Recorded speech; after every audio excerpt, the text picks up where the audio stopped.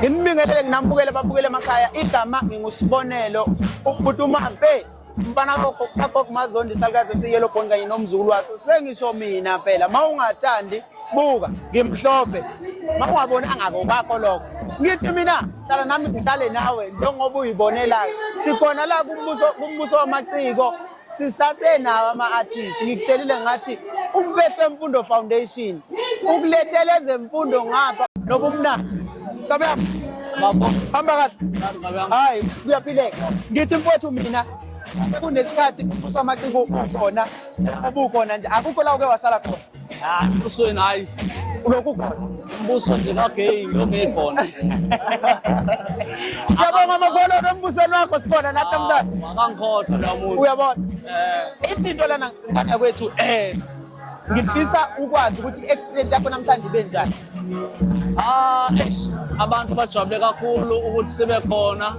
okukhombisa khona ukuthi into esiyenzayo ikhonicinyana yabo nje manje ngikhiphe i-album yamabunjwa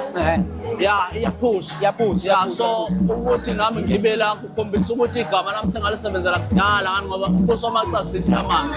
into yakudala and ethandwa abantu esiphila kahle nje kuyo futhi asinankinga singabaculi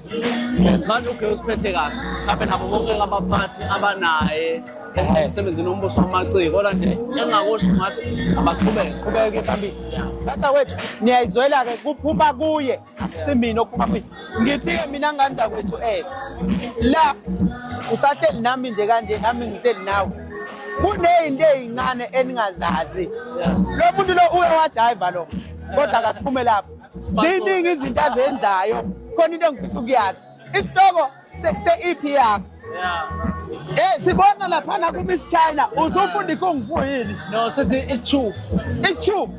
ushuthi cha yona i-tube leyo so manje mina ngokwami ngumuntu ocreative ekwenzeni izinto ezintsha yabo so nginokuvela ngishuthe nomama abahle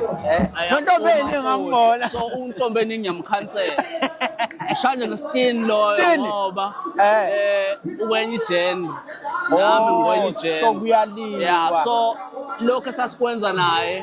ngapha ngakithi abakuthandi so baba bangakuthandi bathi nami sengiyileyo kanti cha mina ngisisona isitabana yabo mina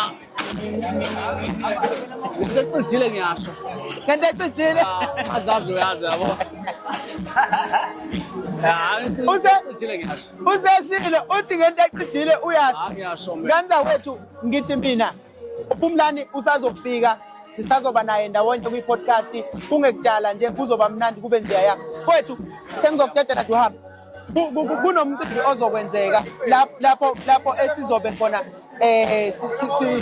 sihlela umcimbi nathi lapho esifisa khona ukuthi bonke abeculi bajabule ngoba ujabule nje namhlanje usho uthi ulokhu waqala ukusebenzela ekhaya ujabule and futhi uyayibona inqubekela phambili so ngiyafisa mfowethu ukuthi ube ingxenye yalowo mcimbi kodwa sizokhuluma kabanzi sazi ukuthi uPhumlani uqhamuqaphi maningi amaqembu usuwenzile mfowethu nje ngicela ukuthi siyabonga isikhathi sakho ungadinwa nangelinye ilanga ngane yakwethu